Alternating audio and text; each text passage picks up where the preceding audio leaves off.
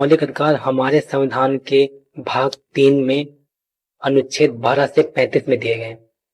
दोस्तों, मैंने आपसे पिछली वीडियो में कहा था कि हम हर एक मौलिक अधिकार को सेपरेट वीडियो बनाकर डिस्कस करेंगे। हमारे संविधान में 6 मौलिक अधिकार हैं। पहले हमारे संविधान में 7 मौलिक अधिकार थे, लेकिन 1978 में 44वें संविधान संशोधन के द्वारा संपत्ति के अधिकार को हटा दिया गया था। तो पहले 7 थे और संपत्ति का अधिकार भी इसमें शामिल था। संपत्ति के अधिकार को हटा दिया गया तो एक कम कर दिएगा, तो कितने बचे? 6 बचे। ठीक है, तो 6 के 6 मौलिक अधिकारों को हम सेपरेट वीडियो बनाकर डिस्कस करने वाले हैं। तो सबसे पहले हम पहला देखते हैं। तो पहला जो मौलिक अधिकार है वो हमारा क्या है? समता या समानता का अधिकार, जो कि आर्टिकल अनुच्छेद 14 से 18 में है। तो इस अधिकार में समानता की बात की गई। ठीक है, तो इस अधिकार में समानता की बात की गई, तो किस किस प्रकार की समानता की बात की गई हम हर एक अनुच्छेद को डिस्कस करेंगे। जो अनुच्छेद 14 से 18 इसमें दिए गए ना, उन सभी अनुच्छेदों को, ठीक है, उन 5 अनुच्छेद को हम डिस्कस करेंगे। 5 ही तो है ना, 14, 15, 16, 17, 18। ठीक, तो पहले शुरुआत करते हैं अनुच्छेद 14 से। तो अनुच्छेद 14 में क्या दिया गया है? अनुच्छेद 14 में ये दिया गया है कि सभी व्यक्तियों को राज्य के द्वारा कानून के समक्ष समानता और कानून का समान संरक्षण प्राप्त होगा। तो मतलब कि जो जितने भी व्यक्ति हैं, जितने भी लोग हैं, हर एक व्यक्ति को राज्य के द्वारा मतलब कानून के समक्ष समानता, हर एक व्यक्ति कानून के समक्ष कानून हर एक व्यक्ति को समान दृष्टि से देखेगा। पहली बात तो ये। और दूसरी बात, कानून हर एक व्यक्ति को समान सुरक्षा प्रदान करेगा, समान प्रकार की सुरक्षा देगा। ठीक है, तो पहली बात तो कि कानून मतलब वो एक ही बात हो गई, हर किसी को समान दृष्टि से देखेगा, तो हर किसी को समान ट्रीट करेगा, हर किसी को समान सुरक्षा प्रदान करेगा, हर किसी को समान अधिकार देगा, हर किसी को समान एक क्या कहते हैं दृष्टि से देखेगा, और उसके लिए सब कोई बराबर होगा। ठीक है, तो दोस्तों हमने आर्टिकल 14 को तो हमने देख लिया। अब हम देखते हैं आर्टिकल 15। तो आर्टिकल 15 में क्या दिया गया है? आर्टिकल 15 में दिया गया है कि धर्म, मूलवंश, जाति, लिंग या जन्म स्थान के आधार पर भेदभाव का निषेध।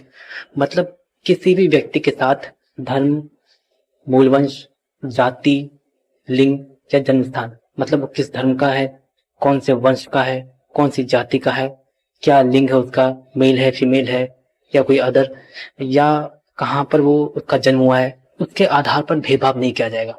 ठीक है, तो उसके आधार पर भेदभाव नहीं किया जाएगा। इसका मतलब क्या हुआ?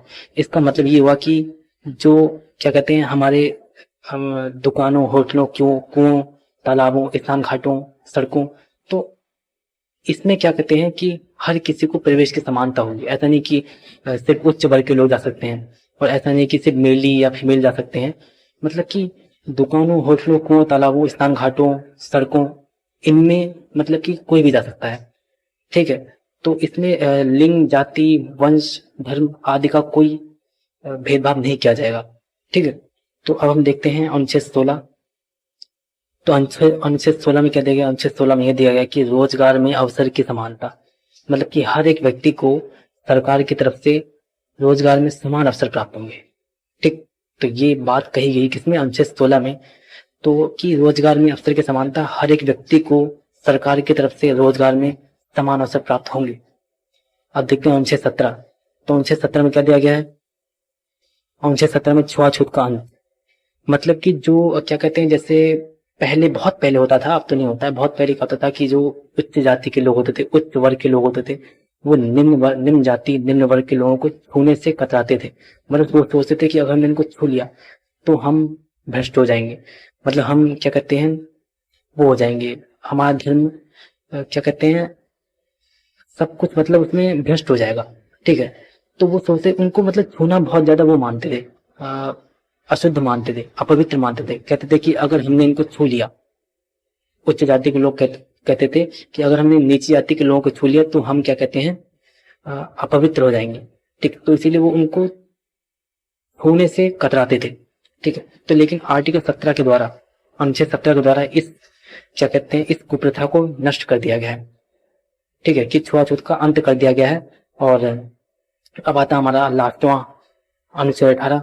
तो अनुच्छेद 18 में क्या दिया गया है? अनुच्छेद 18 में उपाधियों का अंत। ठीक है, उपाधियों का अंत का मतलब क्या है? जैसे कि शिक्षा और सैनिक क्षेत्र को छोड़कर राज्य द्वारा सभी उपाधियों का अंत कर दिया गया है। ठीक। तो जैसे कि वो कहते हैं ना कि जैसे शिक्षा और सैनिक क्षेत्र, तो जैसे शिक्षा में क्या होता है, डॉक्टर की उपाधि मिलती है, ठीक, और सैनिक क्षेत्र में जनरल वगैरह इन सबकी उपाधि मिलती है।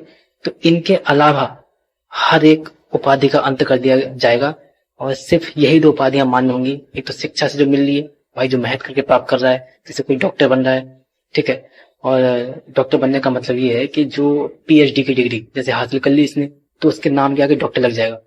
तो जिसने भी पीएचडी की डिग्री हासिल कर ली तो उसके नाम के आगे डॉक्टर लग जाएगा, ठीक है। और सैनिक क्षेत्र में तो मेहनत से ही, जब मेहनत से जाते हैं वो, तो कोई जनरल बनता है, लेफ्टिनेंट जनरल बनता है, ठीक है। तो तो शिक्षा और सैनिक क्षेत्र, इनको छोड़कर कुछ लोग क्या करते हैं, अपने मन से कुछ भी लगा लेते हैं, ठीक है। तो अपने मन से कुछ भी नहीं लगा पाएंगे वो, सिर्फ और सिर्फ शिक्षा और सैनिक के क्षेत्र में ही उपाधि दी जाएगी। इसके अलावा किसी और अन्य क्षेत्र में कोई भी अपने आप से उपाधि धारण नहीं कर सकता है। तो ऐसी बात कही गई है अनुच्छेद 18 में, ठीक। इसमें एक और बात कही गई है, एक और बात क्या कही गई है कि भारत का कोई भी नागरिक किसी भी विदेशी पुरस्कार को राष्ट्रपति की अनुमति के बिना ग्रहण नहीं कर सकता। मतलब भारत का जो कोई भी नागरिक है वो क्या कहते हैं, अगर उसको विदेश से कोई पुरस्कार मिल रहा है तो उसको वो पुरस्कार लेने से पहले राष्ट्रपति से अनुमति लेनी पड़ेगी। राष्ट्रपति से पूछना पड़ेगा उसे कि मैं ये पुरस्कार ले सकता हूं या नहीं। अगर राष्ट्रपति उसे अनुमति देते हैं तो वो उस पुरस्कार को ग्रहण कर सकता है, और राष्ट्रपति अगर उसे उस पुरस्कार को लेने की अनुमति नहीं देते हैं तो वह उस पुरस्कार को हरगिज ग्रहण नहीं कर सकता है।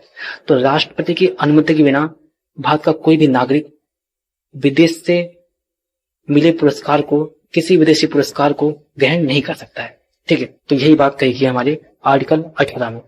तो फिर से फटाफट से रिवीजन करवा देता हूं आपका। तो समता या समानता का अधिकार किसमें भाई, संविधान के क्या कहते हैं, अनुच्छेद 14 से 18 में है। और अनुच्छेद 14 में क्या कहा गया है, ठीक, कानून के समक्ष समानता होगी सभी व्यक्तियों को, ठीक है। अनुच्छेद 15 में क्या कहा गया है कि जो धर्म, वंश, जाति, लिंग या जन्म स्थान के आधार पर भेदभाव नहीं किया जाएगा। मतलब कि कुओं, तालाबों, इन सब में कोई भेदभाव नहीं किया जाएगा किसी व्यक्ति के साथ। हर कोई व्यक्ति चलने के लिए उसमें, सड़क पर चल, हर कोई व्यक्ति बिना किसी भेदभाव के, हर कोई व्यक्ति बिना किसी भेदभाव के सड़क पे चल सकता है, कुओं में जा सकता है, स्नान घाटों में जा सकता है, ठीक है, और तालाबों में जा सकता है, दुकानों, होटलों आदि में जा सकता है, ठीक। उसके बाद अनुच्छेद 16। अनुच्छेद 16 में क्या कहा गया है कि सरकार की तरफ से रोजगार के समान अवसर मिलेंगे हर एक व्यक्ति को। और अनुच्छेद 17 में क्या कहा गया है, छुआछूत का अंत, ठीक है। कुछ लोग छूने से कतराते हैं तो इस वो प्रथा को अंत कर दिया गया है। और अनुच्छेद 18 में वही अभी बताया मैंने, उपाधियों का अंत, ठीक है। मतलब कि शिक्षा और सैनिक क्षेत्र को छोड़कर अन्य सभी उपाधियों का अंत कर दिया गया है। और दूसरा कि भारत का कोई भी नागरिक किसी विदेशी पुरस्कार को राष्ट्रपति की अनुमति के बिना ग्रहण नहीं कर सकता, ठीक है। तो दोस्तों ये सब कुछ था हमारे समता के अधिकार या समानता के अधिकार में। और दोस्तों मैं आपको बता दूं कि मैंने आपसे पहले कहा था कि हर एक अधिकार के लिए, हर एक मौलिक अधिकार के लिए हम अलग से सेपरेट वीडियो बनाएंगे। और ये इसके बाद और मौलिक अधिकारों की वीडियो बनाई जाएगी, वीडियो बनाऊंगा मैं। तो दोस्तों इस वीडियो में इतना ही। दोस्तों अब आपको क्या करना है, लाइक कीजिए, शेयर कीजिए, सब्सक्राइब कीजिए, कमेंट कीजिए, नोटिफिकेशन बेल को प्रेस कीजिए। मैं मिलता हूँ आपसे नेक्स्ट वीडियो में। जय हिंद, जय भारत।